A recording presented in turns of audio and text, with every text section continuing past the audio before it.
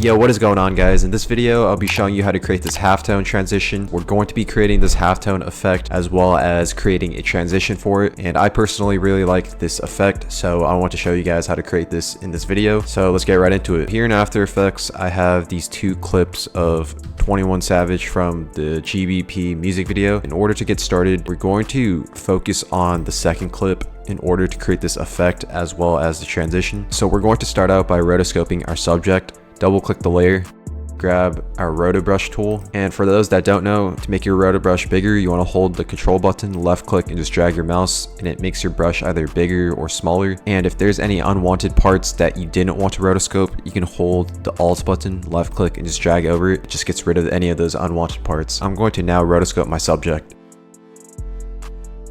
After going frame by frame in order to check that everything was accurately rotoscoped, you want to then click the freeze button in order to lock in our rotoscope.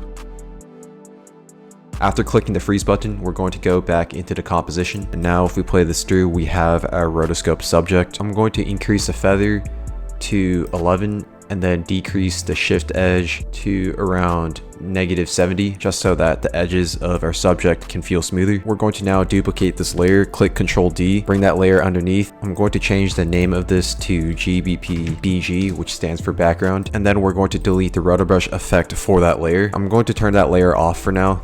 Now, in order to actually create that halftone effect, I'm going to create a new solid layer and make that solid layer black.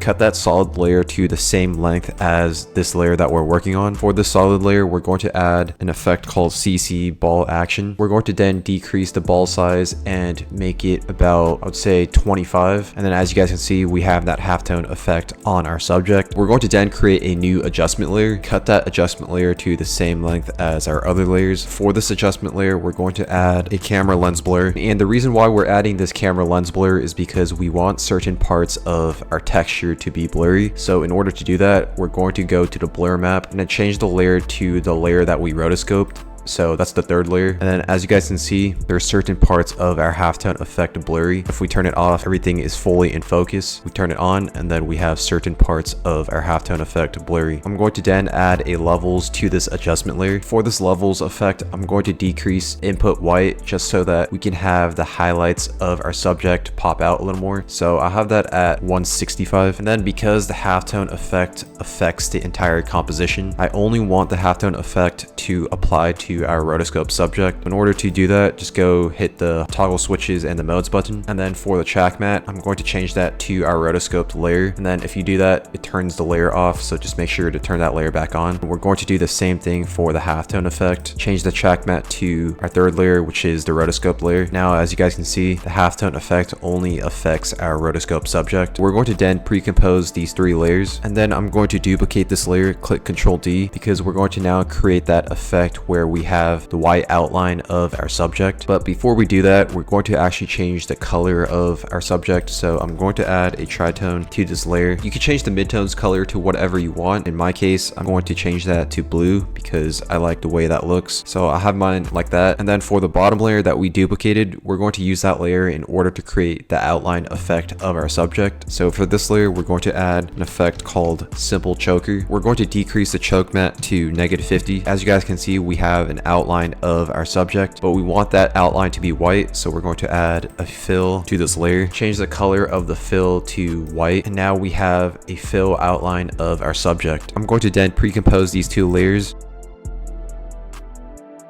and then turn the background layer back on. For this background layer, I'm going to add a vignette to it. I'm going to add the vignette lighting effect to this layer. Now, as you guys can see, it focuses a lot more on the middle of the composition. I'm also going to change the background color as well. So I'll add a tritone. For the midtones color, I'm going to change the color of it to more of a red color like that. And then for our subject, I'm going to add a uniglow to it just so we can have our subject pop out a little more. Decrease the size to 10, and then I'll decrease the intensity intensity to 0.2. So now, as you guys can see, we have the final look of our subject as well as our background. I'm going to then pre-compose these two layers in order to actually create the transition. In order to create that transition, we're going to duplicate this layer, and then for the top layer, we're going to right click it, go to time, click freeze frame, and what that did was turn the first frame of our layer into a still image, because we're going to be using this in order to create the transition from the first clip into the second clip. So with this layer, we're going to make it 10 frames long, and in order to go forward 10 frames, you want to hold the shift button and click page down on your keyboard. We're going to cut that and make it 10 frames long. Grab this layer and just bring it back 10 frames from where the cut happens. And then now what we're going to do is mask out our subject using the pen tool, because we only want our subject in this case in order to create the transition. Using the pen tool, I'm going to now mask out my subject.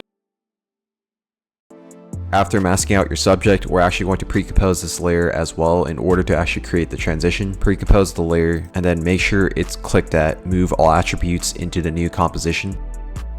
And then now, in order to actually animate our subject, in order to create this transition, we're going to use the pen tool and have it animate in a way where it masks out our subject like this at the start. So it only shows the bottom part of our subject. And then we're going to click that layer, click M in order to reveal the mask. We're going to keyframe the mask path at the beginning.